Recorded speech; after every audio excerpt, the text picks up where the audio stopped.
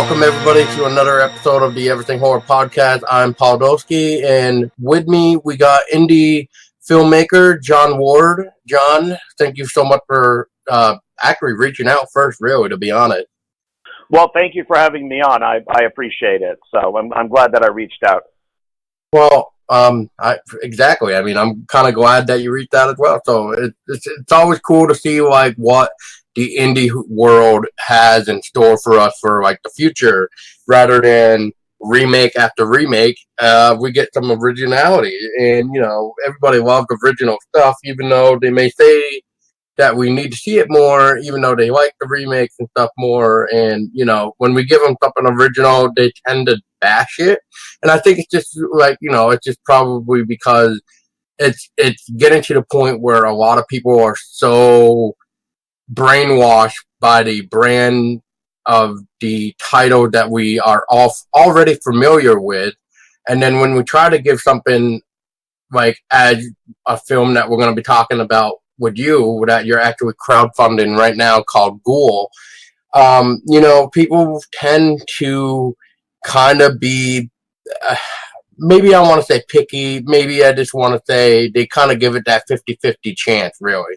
But anyway, real quick, John, is for people like me and for people listening, could you give us a little origin story of how you got into horror? And it looked like you actually got some directing, you got like an acting department going on, and I believe you got like the camera and electrical department.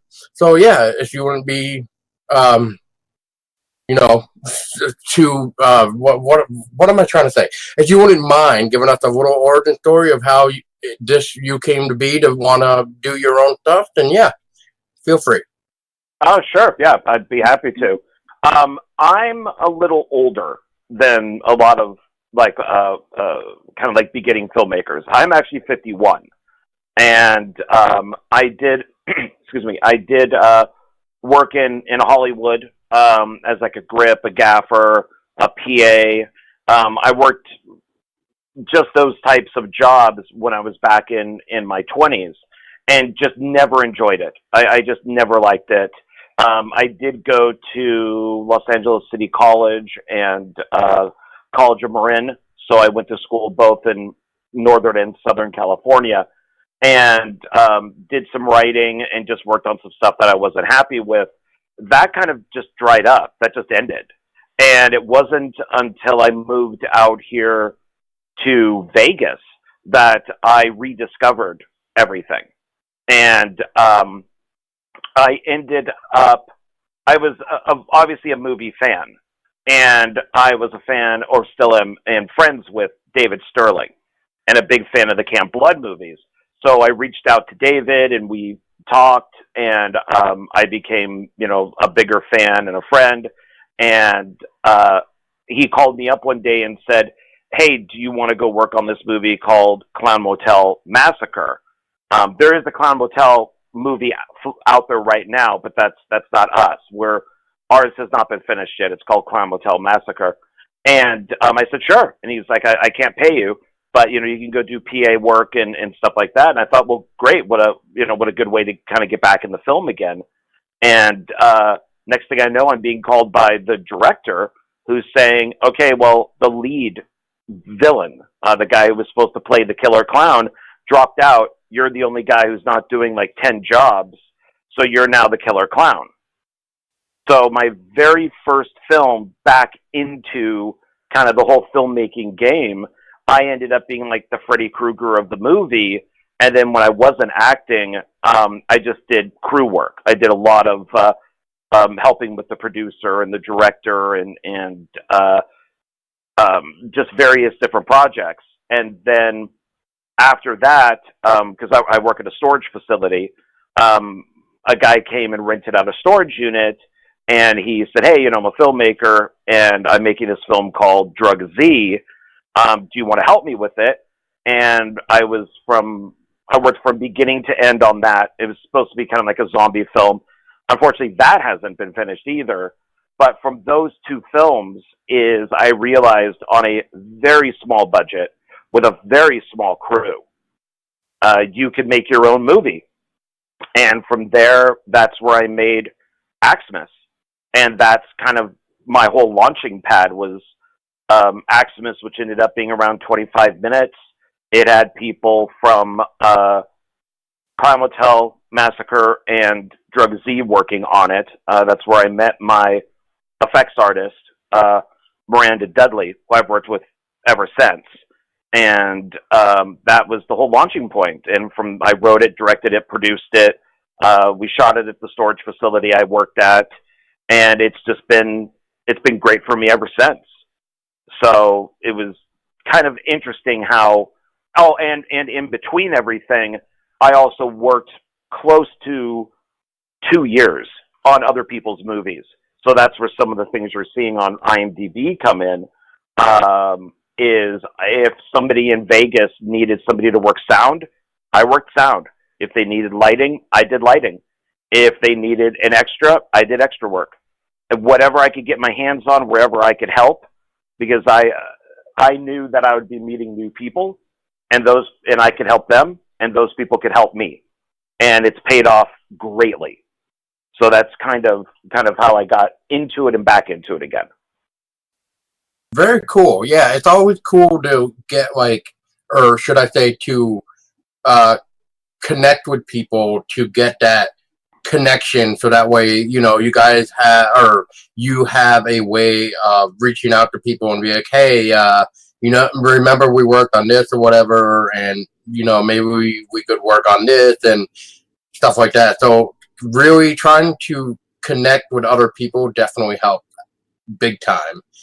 And I mean, I kind of say it sometimes to other people, where it's like, it's always better to have different people's opinion, because somewhere in the opinions comes into the play of somebody will never have thought of doing something in a particular way, of either a scene, a lighting, directing, camera, acting, whatever, really. So connecting with other people is definitely a big plus in my own opinion. Oh yeah, I think it's necessary. It's invaluable. I mean, it's the more films you work on, the more people that you meet. Just because now I've established myself as like a writer and director doesn't mean that I'm above, going and doing lighting or sound or carrying equipment. It's it's all about returning the favor. It's about meeting new people, and it's just great to watch other people work. I mean, you could pick up so much information just by watching another director. You could just, even if you're there for, if it's just a one-day shoot and you're there for maybe 12 hours, you may just take one little thing away that you can use on your own film. So to me, it's almost, necessary, almost like a requirement that filmmakers should go work on other people's movies. That's actually a really good point, because I used to actually, let me rephrase this. I did do a small little acting role for a movie here in my local area, almost 5 years ago, this October to be exact, when it was released, and I believe we started on it like 2013.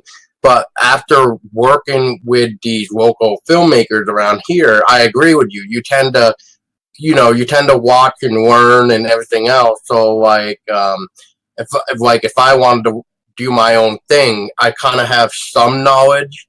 Even doing this podcast, like talking with people like you and everybody else, I'll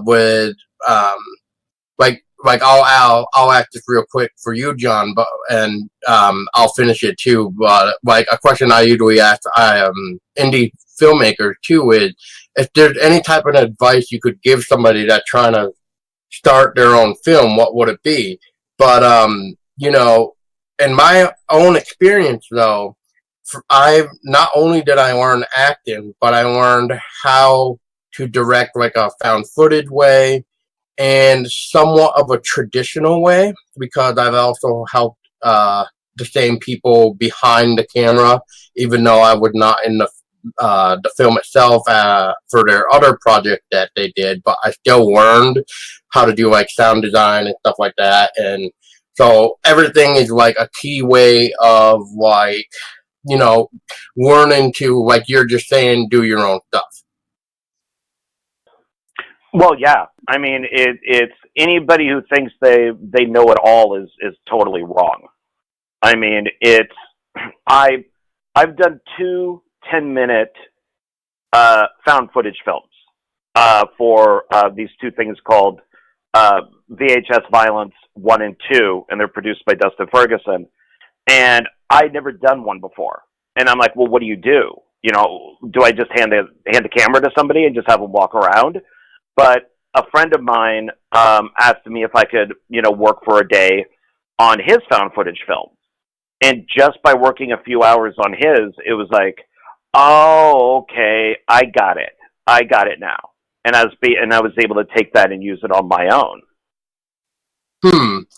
That makes me wonder. So you just actually mentioned what I actually did a little bit, which was I actually took the camcorder and did the scenes myself, even though the director showed me what to do and like specific areas, and I would do it. Or if there was a specific thing that he wanted me to zoom on and zoom out, or say something stupid or corny for like a comedy type of thing, I would say it. But what did you learn when you went on to this found footage project? Was it kind of the same thing, or was it a little bit different than what I was just mentioning?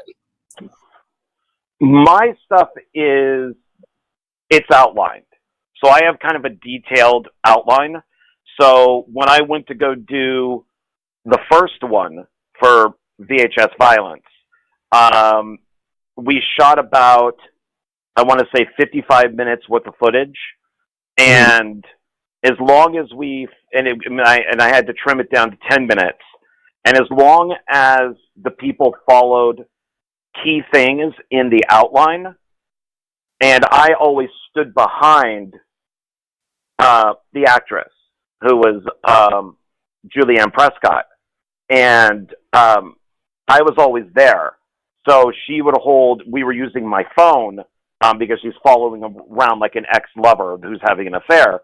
I just needed to make sure that she got certain things into what we were filming, and then she could kind of ad-lib everything else. So in the credits, okay, there's no writer listed. It's written by cast and crew. And we did the same thing on the second movie, too, where, as long as we followed that outline and key things were said and done, the actors could ad-lib. Yeah, we kind of did that too, and there was some dialogue that he definitely just wanted just to help the story a little bit, but otherwise, if we could think of something to add to it, then we would. So, and I thought that was kind of fun because it was like really my first time doing something like this anyway. So once again, it's a whole new learning experience to me, so I thought it was really cool to see how it's done, especially for found footage, because I always thought like, okay, so what do? Do you just give the camera to somebody, or do you just have the director really just do all the shot, and then for like or something like that, depending on how you want to look at some scene. Like if you're just running through the woods, so is that just the director, and then they just have the cast guy just record separately their audio, and then they just add it to that video? I mean, it's really cool to see how some things are done and what isn't done. So yeah, so that's very interesting how you guys did that. So, Yeah, I think it depends on the director and who's making it. For the second one that we did, called Cannibal, since I'm out here in Vegas, I try to use the desert to my advantage. And I had the actress in a she was kind of like in like a gully, like a little ravine, Mm-hmm. and so I just wanted her to. She would hold the camera on her, and then I would stand above, and then we would discuss what the scene is, and like what she would say, and how far she would start from this bush and end it, at that tree, and then I would kind of walk away so I wouldn't get caught on camera, and then I could kind of hear what she's saying, and then I would, when she would actually be the one to yell cut, and then I would kind of run down, take a look at the footage. Okay, that's good. Now let's move on to this scene. So it kind of depends on how that worked. So and luckily I've worked with people who are creative, and it's Mindy Glickerson was the actress in that one, and she just did everything really. I didn't have to do too many different takes with her, because I do follow my outline exactly. There's not a lot of I guess kind of freedom within it. We got to do these things, but in between these things you can kind of do your own thing, but we just have to follow what it is. Right, yeah, I think I understand what you're trying to say. Like, there is a formula and there's freedom at the same time. Yes, exactly, yeah.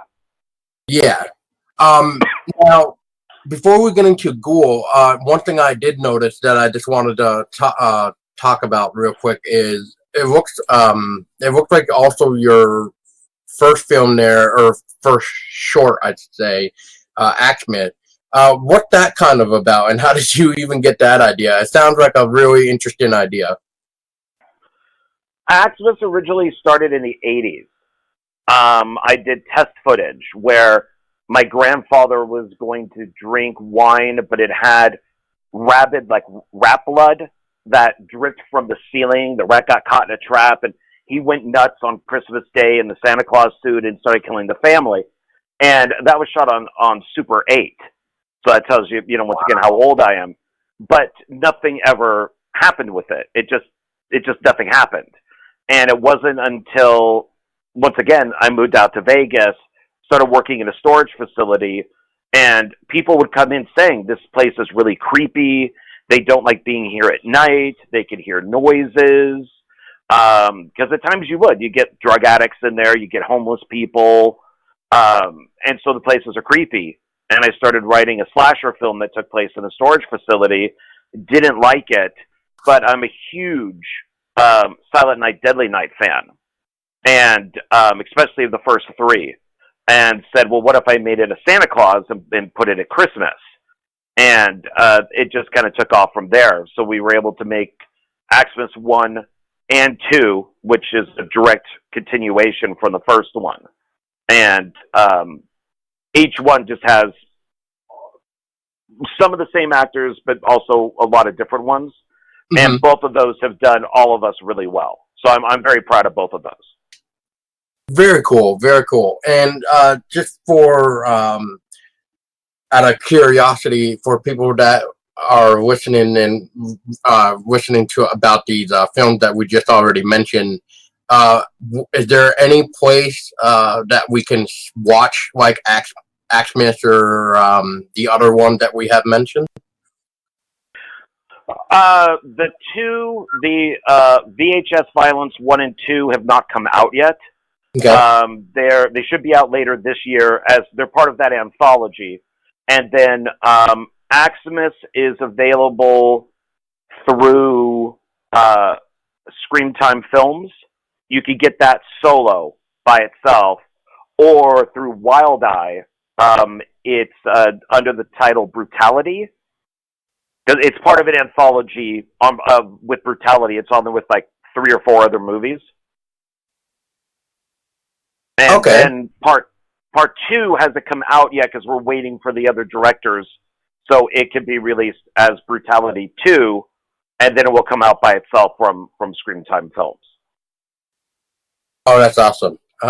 I'll have to definitely check it out. It does sound like fun because I am a big fan of Silent Night, Deadly Night. So, and it still cracked me up of what happened with number 2 though when they had to change the little boy actor though. That still is quite funny a little bit. I mean I know something definitely happened so that they couldn't use the little boy in number 2 for the flashback, but it's really weird nonetheless. So I don't know if that is the same kid, but I don't really think it is in number 2 when they were trying to do the flashback. But anyway, so here we're actually going to be talking about GHOUL here, where it's what I could read and understand through this great Indiegogo campaign that you got going on, where you're trying to raise $5,000 for your biggest budget film yet, and I believe it's like your first feature, correct? Well, actually, let me go back one second. Axemas, you can actually watch on Amazon. It's streaming on Amazon. I forgot about that. And the Axemas is a trilogy, but it's 4 films. So there is Axemas 1 and 2. We're also going to make part 3. And then part 4 is going to be like Silent Night, Deadly Night part 2.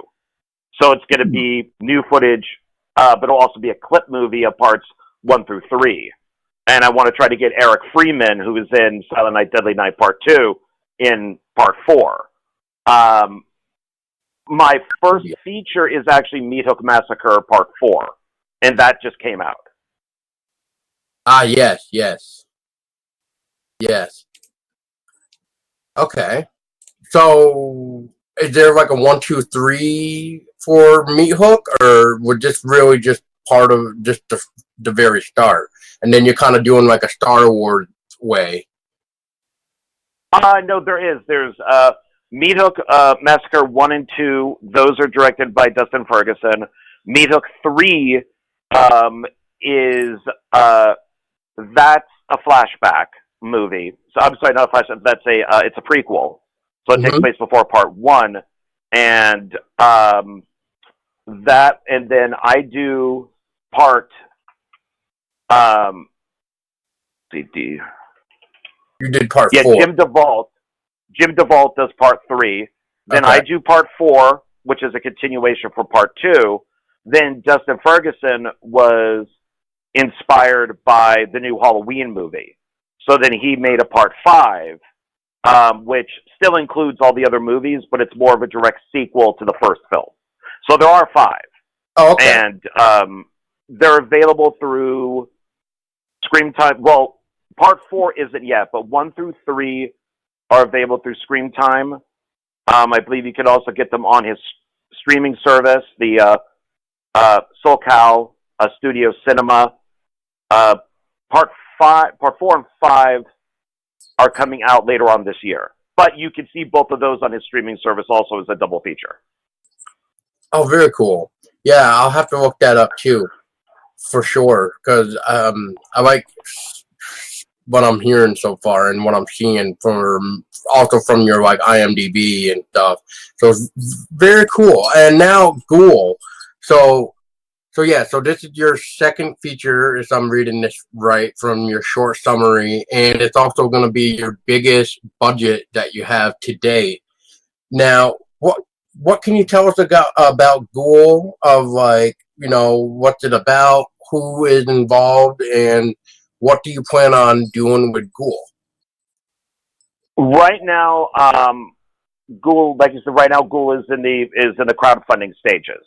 Mm-hmm.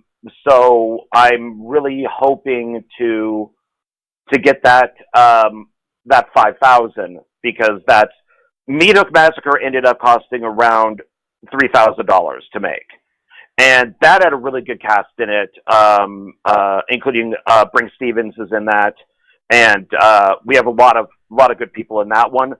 So people from the Axemas movies, from Meathook, including some new people, show up again in GHOUL.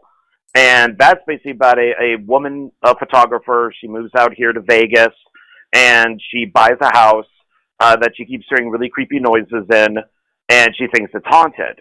And what she doesn't realize is that there's this creature that's living in the attic that has basically fallen in love with her in a way, and starts kind of killing off the people that are around her. So if she has a next door neighbor who's a jerk, the ghoul will go and take care of it. Or if she has a creepy handyman, the ghoul will take care, will get rid of the handyman. And that one has Maria Olsen in it, who's just in I Spit on Your Grave, Deja Vu, and she has one of the lead roles in it. So it's a bigger movie. It's something that is completely on my own. A lot of my other films have had like Dustin Ferguson or other people involved. This is completely my company, which is Dark Park Films, and it's also 1313 Effects, which is Tom Devlin's company, and my effects artist, Miranda Dudley. She now has her own company, also, which is called Blood Metal Makeup Artistry. And so she'll be doing a lot of the effects. But 1313 Effects has worked a lot with Full Moon, and Tom Devlin has always been a great help to us on our films in the past. So that's why we're hoping this is going to be the biggest one yet. And so we need that 5,000 to make sure that it's the biggest and the best out of what we've done. Each film has to get bigger and better. We can't go backwards. So the next film that takes place after Ghoul will be even bigger budget and a bigger and hopefully better movie. But for us to be able to do what we want to do and to get the cast and crew that we want, we really need people's help to hit that goal of $5,000. Well, I hope people will start to help out indie filmmakers, but like I said, back again to what I was saying earlier too, is these well-known brand names, like I think we all heard about, like Terrorizer. That's going on right now, and that seems to be the most talked about campaign right now compared to any other indie campaign, which I had a few other people talk to me about Terrorizer and like, sharing the campaign and stuff. That, I don't know if you heard, but Terrorizer 2 got funded in like less than 2 hours, I hear, or less than 24 hours. They were already over their goal. But in this case, like, it's really sad though when we get like campaigns like yours with Ghoul, and it doesn't seem like it gets the support it really needs, if that makes sense. Also, just out of curiosity, John, for your Project Ghoul, have you been getting any type of feedback, help, shares, anything at all while doing this? I mean, one, I have to agree with you, because there are at least 3 other campaigns going on, and yeah, Terrorizer. There's a couple other ones too. I'm friends with the people that are running them, so I don't want to badmouth them, so I'm not going to say what they are. But they get funded instantly, and I could barely squeak in somebody giving $5. And I'm looking forward to Terrorizer 2 and some of these other ones. I'm a fan of the first Terrorizer, but those films get funded so quickly that if we could even have just a sprinkle of that, it would help. I mean, $5,000 is not much compared to what these other people are asking. That are asking for, $30,000 or $40,000. I mean, we're really that small little indie film that everybody is sharing. I mean, that's the best thing. I will say this. Meathook Massacre 4, we did crowdfunding on. And we got over maybe $2,000 for that. And then the rest of that money I put in through my own pocket. This one is being shared beyond belief.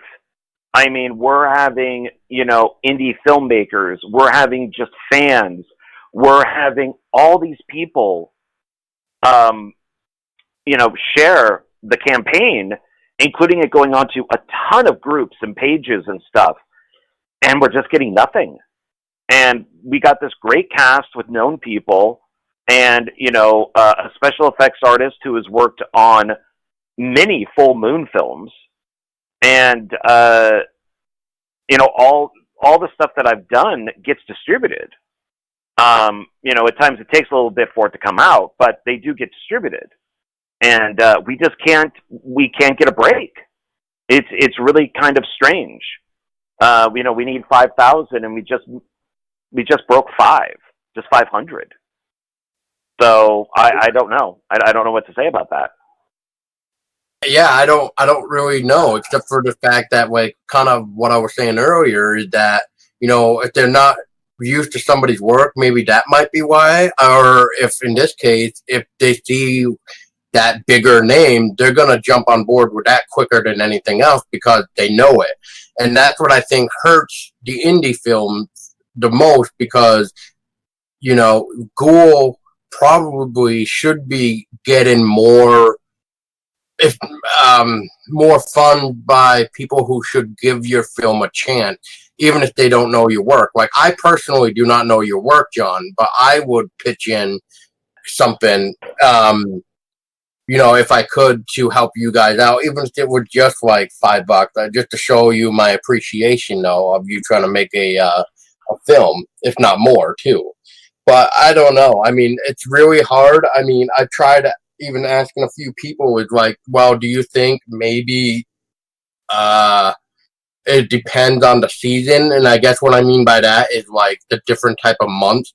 So, like, what month would actually work out for people who want to support horror in order for it to come out? Or I don't know. I mean, I that's one of the many questions I think I want to know. Like, I just learned recently that I didn't even think about this, but I don't know if you know it, John, but do you know what is one of the best days to release a horror film?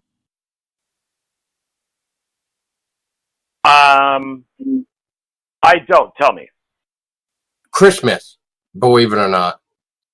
Christmas. I hear if you release your horror film on Christmas, it's like probably the biggest day for any horror film. Because of the fact that everybody's home and wanting to look for movies to watch since they're all opening up their gifts and stuff. That's what I've heard. So I find that kind of weird at the same time that Christmas would be the biggest hit for a horror movie to be watched or whatever. But at the same time, after hearing about it, that everybody's home for the holiday, well, maybe most people, and then if they want something to look for, they're going to go through that new release, and there you go, boom. And it's just like, oh, wow, I never even thought of that. And so I don't know. I mean, in this case, so is it like that in a way, John? Like, you know what I mean? Like, okay, when is the best time to release a crowdfund where I'm going to get hit the most?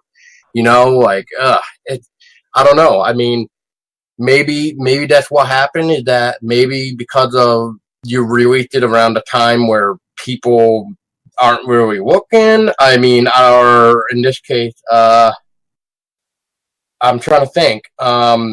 Like, no, I don't even know where I'm trying to go with this. It's just really hard to determine when a crowdfund is best to come out, really, in my own opinion. But then, like I said, if you got the brand name, man, forget about it. Your film is gonna be like, hidden behind all the biggest name crowd, which, really sucks. But I will say this. And I don't know if you've ever seen it, really, but I've seen it recently for a documentary that we actually talked with the guy about. What he did was he made multiple campaigns when he needed the money. So, like, example, he did one campaign that only raised $200 out of the, I forget what it was, 20,000 or something he wanted. Then he did another campaign, raised 2,000 out of the X amount of dollars. And then he did another one, which I believe was like the final one. And then he raised the most, I think it was, out of the X amount of dollars he had. So I don't know if you wanted to try something like that, or what you're planning on doing with GHOUL fundings once the campaign is over with.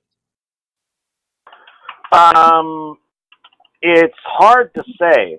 From what I understand is, I mean, they've just said don't release, don't do crowdfunding around the holidays because people are spending all that money, on Christmas gifts. Yep. So that's really the only thing that I know.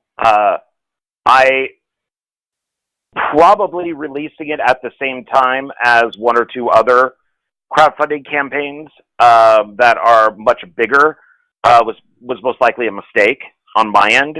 I probably should have done it before, like way before or after. But we chose to do GHOUL because we were going to do Axemas 3 and 4. But we figured, okay, we got 1 and 2 done, and we thought, all right, well, it's a Christmas slasher film, and now we're making sequels. So we may not get into festivals as much. People may not, if they haven't seen Axemas 1 and 2, they may not give to part 3. So we thought, let's do something totally original that's not holiday-based, that we could get a good cast in. It's primarily one location. There is some found footage in it, but not a lot. And as far as what we've done is that it's very original, and it might be the most original thing that I've done. So, and I don't know, maybe we were wrong. We all love the idea. We think it's great. I did everything that I was told to do with crowdfunding. Right. But I don't know. I'm not. It's one of those things where I would hate to have to delay production, but if the money is not there, then we can't do it.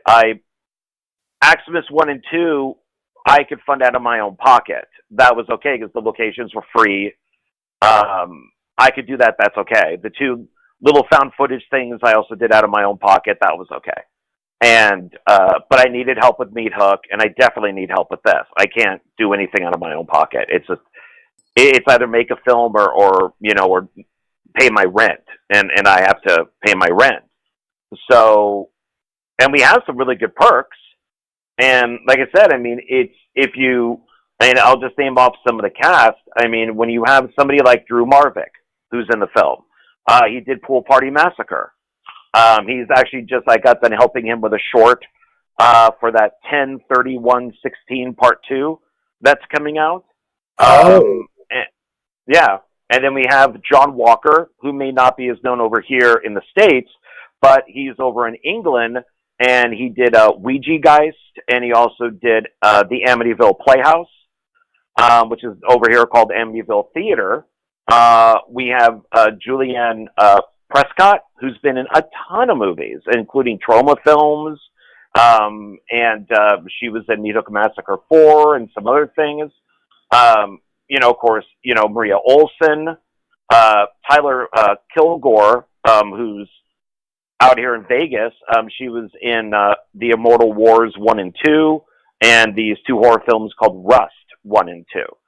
So these aren't people that just haven't done anything. They actually have films behind them. So it's weird that we're just not getting anything. Yeah, and I noticed you have David. I'm pretty sure it's McMahon. I'm pretty sure that's who it is. Oh yeah. Yeah. I know him for. Oh God.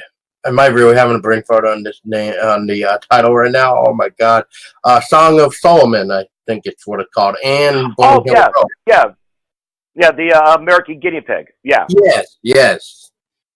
And he's in a couple other indie films that are coming out as well, and so it's great to see that his name is blowing up a little bit. I mean, I talked with him one time, and he's just like, yeah, you don't want me on your show, ha ha ha. And I'm like, one of these days you're gonna come on our show. I guarantee you it. But yeah, no, it's kind of funny. He's a great guy from what I've talked with him. But yeah, I don't know what to say though about your campaign, man. I mean, you like you just said, you got a really nice perk, and I don't understand why people are not grabbing at it.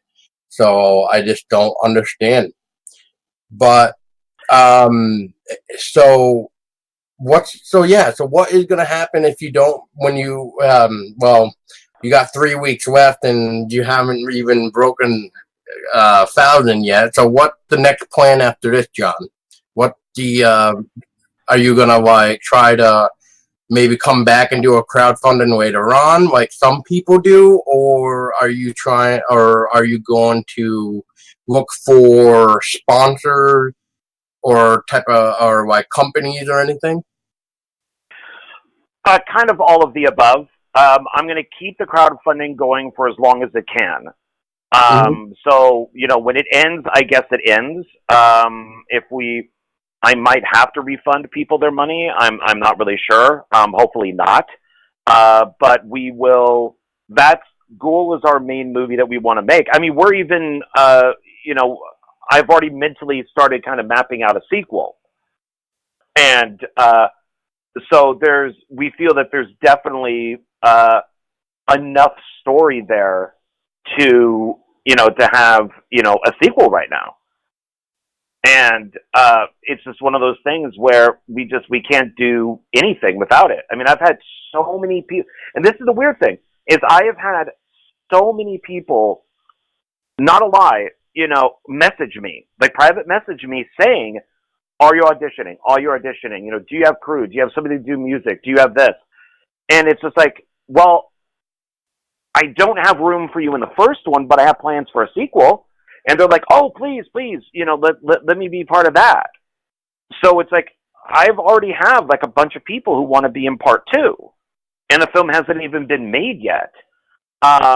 Lynn Lowry contacted me, who was in The Crazies and Shivers, and she contacted me around Meathook Massacre 4, and she contacted me again when she saw GHOUL, and I thought, oh, okay, great, let's have you in the sequel. I got, Maria Olsen in this one, let's have you in the second one. So, I know we're going to try to have the crowdfunding going for as long as possible. I'll take money out of my own pocket to, Miranda's going to design the GHOUL, and we're going to put the GHOUL together and then release some promo pics, like of an eye or a hand or the teeth of the GHOUL, and then do some behind the scenes video for that. We have plans for stuff to do. But then, in the meantime of trying to get GHOUL funded, there's other things that we want to do too. I could fund Axemas 3 and 4 if we want to do that. So, we could always work on that. And there's some other stuff that we want to do. So we won't be dead in the water, but it will just take GHOUL maybe a little bit longer to get going. And I'm going out in a couple weeks down to LA to shoot Axe Grinder 2. I'm working with Dustin Ferguson on that and David Sterling. So where I'm an associate producer, I'm a co-writer, and then I'm going to be working crew on that one. So there's stuff happening. There's always stuff going on, and there's always stuff to do. This is just the one that we really want to do. Well, it sounds like what should probably happen is, like you said, let the campaign run its course. Then maybe what I would maybe do, while even right now, if you want to, is I would research, like, if any months, like in the upcoming month, even before, like, Black Christmas or Black Friday and Christmas come along, like, I wonder if you could possibly set up another one just to do around maybe September to go into October, because then maybe people would be more looking for something creepy or something, like, you know what I mean? Like, that's just a thought. I'm not saying like take my word for it, like to try to do another campaign, but I guess you just never know. I mean, like, I back campaign for near in the fall to receive them before either Christmas or before like Halloween or like one of the other holidays. But in this case, I know your original estimated delivery is next year, October 2020. which that should be more than enough time too. So that way, people should realize like, oh, well, this film will come out next year, October, if you can get the fund. And we already would have a horror movie to help celebrate October anyway. So, I guess. Oh, go ahead. I was going to say, well, and that's the thing is it's by watching other people on their movies, like just recently working on the Drew Marvick short. I watched what Drew was doing. I watched him direct. I watched, I looked at the script and I watched what he was doing. So from all this experience of working on other people's films and making my own movies and all of that, that's the thing is, if we were able to shoot GHOUL this year and get it done, let's say within a month, we had like our 5 main days that we're shooting, and then just random days here and there where we have to do, a little bit of shooting here, a little bit of shooting there. I could have this thing done and ready for release in October. And I mentioned October because, yeah, it's Halloween. So that would be a good time to release it. It wouldn't be something that's sitting on my hard drive for 5 years. None of my stuff has been. And a lot of that has to do with Dustin Ferguson. Dustin Ferguson is a very organized guy who goes out and he can shoot these movies very quickly. And I think I like his stuff a lot. I'm very good friends with him. He's, a mentor to me. And I could basically do the same type of thing. Even though we do like to make different types of films and shoot in different types of ways, I can apply a lot of what he has taught me to getting stuff done quickly. And, where he may be able to shoot something in 2 or 3 days, it might take me 5 days, 5 or 6 days. But it's going to have that turnaround of a year, where a lot of people's movies either never get finished, or they never get made, or they take 5, 10 years to come out. So that's another thing that I don't get is at no point can anybody that I've worked with say, oh, John, your stuff's never been released, or, oh, it was never finished.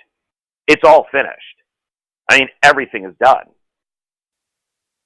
So that's another thing that I want people to know, with GHOUL is whatever money you put into it, that perk you pick, you're going to get it. It's going to be there. You're going to get what that perk says within that time period. Right. No, well, now have you asked your friend like any type of advice that he could maybe think of to help you to get GHOUL, what's the word I want to say? Like more, do I want to say noticeable? I mean, I know we talked about it's been shared a lot and there is chatter about it, but have you asked them any type of like advice to give for like how I could go about funding this or anything?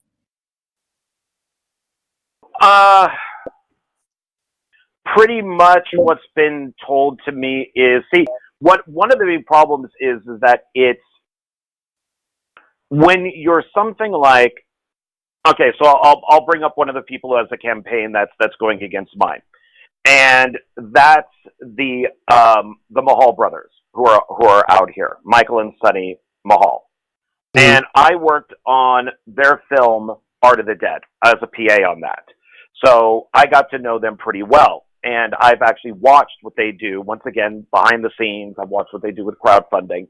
And they were very open with what they do and said, use what we use. Right now, they're funding a film called, Bridge of the Doomed, which is like a one-location zombie film, which sounds pretty cool. It sounds very interesting. And I like their movies. I like them. But this Bridge of the Doomed is kind of killing us. And but they are masters at this. And even though I've tried to follow what they do, is I'm missing a lot. And so even though they've given me advice, and actually Michael actually did put in think he put in like $50 or $60 onto mine, which was great of him to do. It's one of those things where there's something missing. There's something that I'm not doing that's not catching people's complete interest. I don't have a picture of the ghoul. We haven't decided on a definitive look yet. So I can't put up a picture of the ghoul. And I don't want to put up a fake one that I just stole off of Google, because it's not my art. It's not fair. I do have a picture of like a female ghoul over a woman. But that's just to give people an idea of what we're going for. And then I have the actual one sheet that Joe Meredith did that for the film, which people seem to love. So I don't know. I don't really know what to say. I mean, I've been given advice. I followed it. I figured filmmakers that people respected and admired, people, Richard Mogg and Joe Sherlock is going to share it, and Joe Castro just shared it, and Brad Twigg shared it. So there's a lot of people sharing it out there who either have crowdfunding going or have done it, and just nobody's biting. Maybe, I don't know, maybe it's just because maybe they were waiting for the bigger name. I mean, who knows how long Terrorizer 2, I hate to bring it up, again, but, it's one of those things where it's like, okay, well, how long has Terrorizer 2 been talked about for coming on to, Indiegogo 2? And it's just like, was people really just waiting for that big name to come out just to help see that sequel? When, once again, we got something like GHOUL here that could actually just use, like $5,000 of what Terrorizer has just to help make a more interesting original creature or monster film that you have. I mean, another thing that I actually heard too, which is interesting, is like, for something like Terrorizer, you would think they wouldn't really need help funding the sequel, considering how big it has gotten, because a lot of people will just pretty much mention Terrorizer almost instantly. But it's so, I don't know. It just goes to show how big a indie film can blow up in the world. And I guess when Terrorizer first came out the first time, they didn't even reach their full goal either. They only reached, I think it was 23% or something like that, I heard. And now they just completely, killed their goal. And, I mean, they still got, a lot of days left. And it's just really crazy. So I'm almost wondering, so out of curiosity, John, how long has GHOUL even been on Indiegogo right now? 2 weeks. Yeah, you definitely were on it before Terrorizer 2 came out, so that's very interesting. I don't know. I just don't know what to say about this, man. I just do hope that people do acknowledge the fact that indie horror, smaller people like you, actually need more help than people behind a bigger name like Terrorizer. I'm pretty sure they didn't really need any help, but I can't say too much because I don't know the people behind Terrorizer, and I just don't know. I mean, it's just really, really scary though when I heard that Terrorizer 2 completely smashed their goal in less than 24 hours, and that's just crazy. I don't know what the fastest, funding film is, but man, to me, that's really, really crazy. So it makes me wonder how much Terrorizer 2 is going to get by the time the campaign ends. But, now, I've seen this too, John. I don't know about you, but I've seen people go from Indiegogo to Kickstarter. were you thinking of even trying out on Kickstarter for GHOUL, or were you just planning on just doing Indiegogo? Maybe both. I'll see how that goes. I mean, I had good luck. I mean, our goal for Meathook Massacre 4 was 2,000, and we made a little over it. So I figured, oh, okay, we'll go with that one again. We had good luck with that one. But I mean, I can always give it a shot and see what happens. And and I don't want people to get me wrong. I'm not bitter on other people, because it's I want to see Terrorizer 2. I love the first one. I was able to see it in the theater out here. And, even something like, the Mahal brothers or some of these other people that have films out there. I mean, some of these people are my friends. And I'm glad to see that their stuff is getting financing and that they can, that they can make it.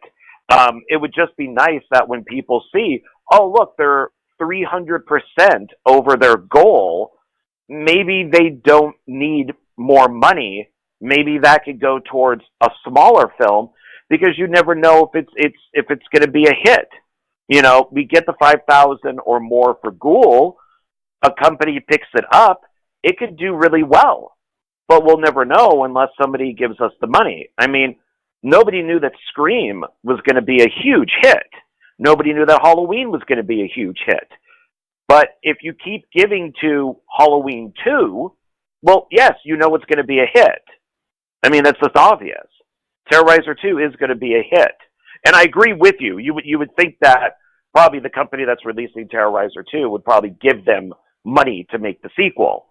But then, of course, why did Zach Braff need money to make Garden State? The guy's a millionaire from all the money he made from Scrubs. So he probably could have funded that whole money, that whole film himself. That's true. Yeah, it's just really sad, man. And I mean, that's a whole discussion in itself.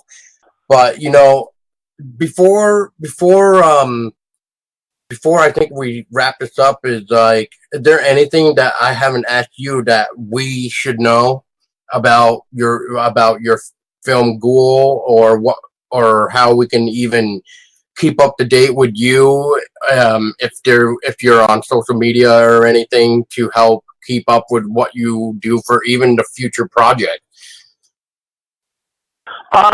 Well, I'm on Facebook mostly, just John Ward. There's just a picture of me, and it's pretty easy to find. I'm on Instagram and Twitter, but not so much. I just kind of started those, so I'm still learning how those work. But I don't really have anything going on YouTube right now. It's like a few videos, me walking my cat, that type of thing. So there's not a lot going on there, but hopefully there will be. So pretty much following, me, or friend me on Facebook, or follow the Axemas trilogy or Meathook 4, or liking, GHOUL, and just doing what you can. I mean, I really do appreciate it. I think it's awesome that everybody is sharing it. I think that's great. But it's funny, as I have a friend named Joey DiMartini, and he's the bass player for this band called Disenchanter that's in Portland, Oregon. And he shared it for me. And one of the guys that follows his band wrote, because Joey's a one of those guys who will tell you like it is. If you like it or not, he's going to tell you like it is. And this person wrote, if each person that didn't like you even gave $1, this film would be funded in a matter of hours. And it was like an LOL, laughing and all that. And it's like, that's true. I mean, it's like, even if just people just gave $1 or $5 or something, it could be funded really quickly. But it's just, it's just not happening. So, and if you look at IMDb, a lot of my stuff on there for like the thank yous, a lot of that is for crowdfunding. So I've given to a lot of people, and it'd be nice to even see those people maybe give a little bit back. But, you help crowdfund one film, and maybe, you help crowdfund 20, and maybe only 2 of those people will help you. But it's interesting to see who does. I mean, Todd Sheets helped on Meathook 4. and Jason Horton and some of these other filmmakers who do a lot of crowdfunding helped, and I helped them in return. So it's just sticking with it and not giving up, and that's what I just have to say about film in general. Just don't give up. Make as many films as you can and help out on as many films as you can. There you go. Well, John, I do appreciate it. I appreciate your time, and I do hope that GHOUL gets the light it deserves for, trying to be unique and different. And speaking of unique and different, how do you feel that GHOUL is actually unique and different than what we have seen?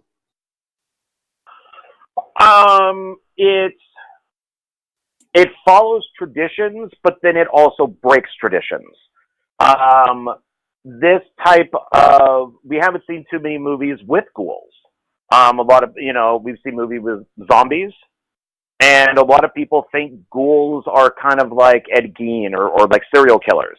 This is a creature, and hopefully the creature will look pretty cool. And it's a female. It's a creature. Oh, wow. We're taking, yeah. Tyler, if you look at her, she's beautiful. I did not picture anybody except for her. So we're going to take this beautiful woman, and we're going to basically go monster on her like Charlize Theron, and we're just going to make her just look horrible just to play this ghoul. And it's just different in that it's something that I don't think a lot of people have seen before. It's not a Christmas slasher movie. It's not a sequel. It's brand new. It's original. It's fresh. There's not a lot of female monsters out there. They tend to all be male. And I think this is new. And I think people would like it, if they gave it a chance. I think that they would really enjoy it and see something different in it. Well, I'm already intrigued and excited more to hopefully see GHOUL definitely come out in the near future, even if it unfortunately has to be slowed down a little bit for it to come out. But I really do hope that one day we do get to see it, which in your sake, it sounds like we will, but it would just be great if we could just see it sooner than what it might, and might end up, coming to when it comes to having to wait. So I definitely give you and your crew and everybody like the best of luck for sure. And, I just hope everybody, even listening, go to Indiegogo. I will even provide a link to John's campaign right now for GHOUL, which at the time of recording has 3 weeks exactly left.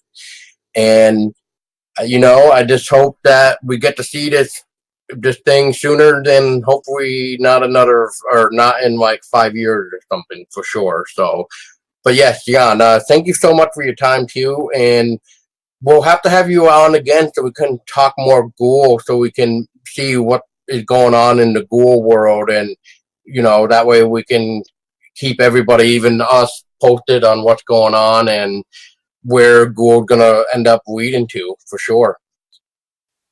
Well, thank you, and I appreciate you having me on, and I really do appreciate you, talking about GHOUL and being really interested in it and all that, because it really sounds like you are. It doesn't sound like you're just saying it. It sounds like you actually have an interest in it, and I do appreciate that. So, and for everybody out there. Well, yeah, I sound like I'm interested, I guess, is what I was trying to say, is because, I was reading it. I kind of watched a little bit of the 10-minute video that you have there, and just learning about everything that's going on and what you want to do with it. I think it sounds like a really cool idea, but once again, it's just a matter of if people will bite into it or not to give your film a chance. And I just hope, like, even I wish I could even help you with trying to help, help with money too. But in your sake, same with like everybody here. We got rent to pay, we got bills to pay. Unfortunately, like even $5 can turn into like that's $5 I could use for gas or something. So it gets really hard. And I know most people don't look at it like this too, John, but I don't know why this is coming in my head already. But but for the last thing that I wouldn't mind wondering is, have you even thought of taking out a loan from the bank just to help film a movie? If it gets to that point, maybe. Yeah, it's a possibility. Yeah, I know people like to stay away from banks, and I completely understand why. But like, if you really wanted to get this out there, I mean, I guess a personal loan would have to come into play, unfortunately. But either way, John, I do wish you the best, and we'll definitely, like I said, we'll have you back on so we can keep up to date with this, and hopefully, once again, people will, bite what she needs to be fed, I guess, as you kind of say on the campaign. You are what she eats, so, oh boy. Yeah, that's what we're hoping. So we're hoping that people want to get eaten. So it's yeah. Well, take that how you will. So yeah, I'll take that with a spoonful of I don't even know, a spoonful of something. But yeah, John, thank you so much for your time, and like I said, we'll have you on again, and I look forward to seeing what happened with GHOUL, and I'll have to check out your other stuff, because maybe we'll just have you on sooner than later so we can maybe talk about your other stuff more anyway.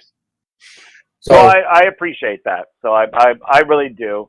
And yeah, my stuff, other people's stuff, I just, I love movies in general, so I'm kind of a walking encyclopedia. So whatever works. Yeah, exactly. Well, John, have a good rest of your night, and for everybody listening, thank you so much for listening. Go check out GHOUL on Indiegogo right now. Just go to Indiegogo.com, type in GHOUL. It should be like the first result that you find. Otherwise, if you're just that lazy, just take a look at the episode description, and the link will be provided for you. So all you got to do is click right on there, and but just put it this way: for even $10, you will get an IMDb credit. A lot of people charge more just to get an IMDb credit. So for John, for even giving you a IMDb credit for $10, that's pretty awesome of him. And I mean, let's see, what else is there for some goodies here? We got, $25 for the digital copy of the film and have your name in the end credits. We got, what else is there? John might be able to help out. Oh, look at this for, I don't know, maybe it's less than that. Let's see, let me just double check here. All right, so from what I'm seeing, $35 will get you a copy of the film on DVD. So, yeah, definitely check it out, guys. And make sure to always remember to stay scary.